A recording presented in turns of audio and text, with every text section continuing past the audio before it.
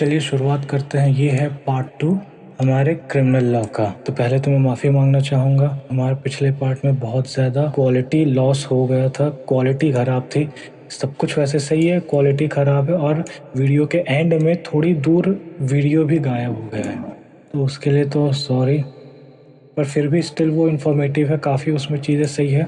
तो जिन्होंने part first नहीं देखा है वो पार्ट फर्स्ट देखे पहले, तो ज़्यादा अच्छे से समझ आएगा। तो वो वाली इस कारण बीच में छोड़नी पड़ी थी, तो शुरुआत कर रहे हैं पार्ट 2 से। तो अब बारी है एलिमेंट्स ऑफ मेंस्ट्रुआ के बारे में।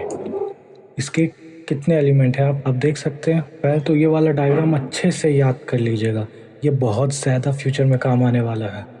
तो नीचे से शुरू करते हैं। सबसे छोटा होता है एक्सीडेंट, फिर आता है नेग्लिजेंस, फिर आता है नॉलेज, फिर इंटेंशन।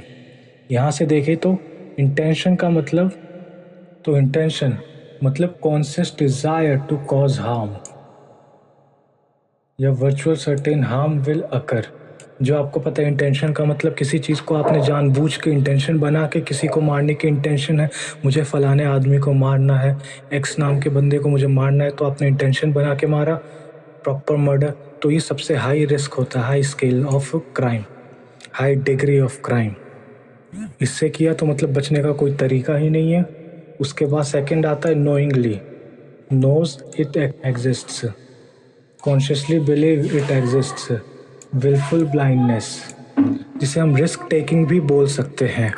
जैसे पब्लिक में फायरिंग की, मुझे पता है कि उससे क्या हो सकता है, लेकिन अक्सर देखा होगा लोग शादी ब्याह में पब्लिक में फायरिंग करते हैं, गन चलाते हैं, चाकू या तलवार लेके निकलते हैं, आपने देखा होगा कुछ फेस्टिवल्स में। लेकिन कल को जो है अगर तुम्हारी तलवार से कोई मर गया तो फिर वो नॉलेज में आएगी, अभी पता चलेगा आपको नॉलेज क्या है, कोई छोटी मोटी चीज़ नहीं है ये। और तीसरा है हमारा रेकलेसली या negligent, gravity of the harm, probability of the harm, burden of not acting. आपने अक्सर सुना होगा कि ये बंदा बड़े रेकलेस ड्राइव करता है, किसी की चिंता नहीं कर रहा, रेकलेस ड्राइव। जैसा कि अब तक हमने देखा, इंटेंशनली में किसी ने जानबूझ के अगले बंदे को गन से मारा, चाकू से मारा, जानबूझ के प्लानिंग बना के कि फलाने तारीख को इतने बजे उसे मारना है। सेकेंड नोइंगली में अगला बंदा गन लेके हवा में फायरिंग कर रहा था या चाकू छुरी लेके निकल रहा था, धुआं दोनों चीज़ों में मर्डर ही है। और रेकलेसली में बंदा तेज़ी में ड्राइव कर रहा था, जैसा आपने देखा होगा नई नई उम्र के बंदे, गाड़ी मिल गई अब तेज़ी में उड़ाए जा रहे हैं रात को, और वहाँ से कोई बंदा मर गया तुम्हारी गाड़ी के नीचे आके, तो ये था रेकलेसली। तुमने देखा तीनों चीज़ों में जो है हुआ मर्डर ही है, लेकिन अलग अलग तरीके से। अभी चौथी एक्सीडेंट भी बची है। तो पहले देखो, इंटेंशन से मारा है तब तो सीधा 14 साल की सज़ा, उम्र कैद मिलेगी। वो ब्रूटल, कितनी ब्रूटैलिटी से मारा उसके ऊपर। फिर नोइंगली अगर मारा है, हुआ देखो यहाँ पे मर्डर ही है, सेम बंदा, मान लो कि हर बार सेम ही बंदा मरा है, वैले हो नहीं सकता, लेकिन अगर सेम बंदा ही मरा है, मारने वाला भी सेम है, तो नोइंगली से मारा है, तो अभी जो सज़ा उससे जो है सीधा उम्र कैद मिलनी थी, अब वो सज़ा कम हुई, अब उसे उम्र कैद नहीं मिल सकती। आपने कभी नहीं सुना होगा कि जो सिर्फ नॉलेज के ऊपर मारे हुए केस में उम्र कैद मिली या फांसी मिली, ये हो नहीं सकता है। इंटेंशन में ज़रूर मिल जाएगी। फिर तीसरा रैकलेस, किसी ने ड्राइविंग, बहुत बुरी ड्राइविंग में, यहाँ पे और नीचे, उससे एक और लेवल नीचे हो गया ये, आपको यहाँ पे सज़ा और ज़्यादा कम मिलेगी, इंटेंशन और नॉलेज से ज़्यादा कम सज़ा मिलेगी रैकलेस में या नेग्लिजेंस में। अब चौथा है लास्ट, एक्सीडेंट, जो आपने अक्सर सुना होगा। अब इसमें क्या होता है, मानो तुम ड्राइव कर रहे हो, अचानक से डिवाइडर के बीच में कोई बंदा आ गया और तुमसे संभल नहीं पाए गाड़ी, तुमने उसे ठोक दिया और वो बंदा फिर उस काम 35 हो गया उसका सीधा। तो क्या इसके लिए तुम्हें सज़ा मिलनी चाहिए? ज़्यादा गलती तो थी नहीं, ऑब्वियसली थोड़ी गलती तो थी, तुम संभाल नहीं पाए, गाड़ी को तुरंत रिएक्ट नहीं कर पाए उस सिचुएशन पे, पर इतनी बड़ी नहीं थी कि तुम्हें कोई ज़्यादा सज़ा हो। तो अगर एक्सीडेंट का मामला है, चारों में देखो मर्डर ही हुए हैं चारों में, लेकिन अगर वो एक्सीडेंट से हुआ है मर्डर, तो उसमें हार्डली 6 महीने और कुछ फाइन देना होगा। अगर इंटेंशन से हुआ है तो ब्रूटैलिटी के ऊपर उम्र कैद और फांसी तक हो सकती है। तो वह धीरे धीरे इसकी एक एक पॉइंट नीचे आते जाते हैं, जहाँ पे इसमें ज़्यादा सज़ा होगी, इसमें थोड़ी कम सज़ा होगी, इसमें और कम सज़ा होगी, इसमें और कम, बहुत कम सज़ा होगी। तो यही वकीलों का काम है, इंटेंशन से किए हुए मर्डर को भी एक्सीडेंट दिखाना, तो मोटी कमाई होती है, पर ऑब्वियसली गलत है, जो कि करना नहीं चाहिए।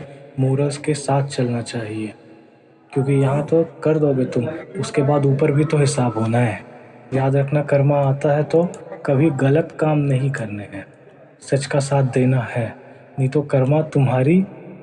हाँ, अब ये एक केस है B Nathulal versus state of MP का।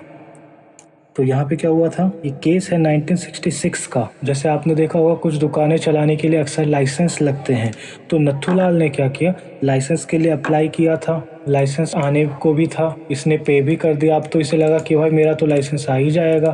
उस टाइम ऑनलाइन इतना नहीं था कि तुम चेक करके देख सकते हो। इसे लगा कि हाँ बन गया है और आने वाला है, तो इसने अपनी शॉप चालू कर दी, बेचना शुरू कर दिया माल। लेकिन बाद में जब पता चला कि जो है अरे ये तो आया ही नहीं है, जहाँ नत्थूलाल को भरोसा था कि उसका लाइसेंस आ जाएगा, इस भरोसे पे उसने अपनी दुकान चालू कर दी, लेकिन नहीं आया। जिसमें नत्थूलाल की कोई गलती नहीं थी, उसका कोई गलत इंटेंशन नहीं था, उसने अपनी ओर से अप्लाई किया था। अगर उसने अप्लाई ना किया होता तो वो ज़रूर कन्विक्ट होता, लेकिन उसने अप्लाई किया, इसके लिए उसका कोई गिल्टी इंटेंशन नहीं दिखा, तो नत्थूलाल को छोड़ दिया गया। लैंडमार्क केस है, ये भी ज़रूरी है आपके लिए।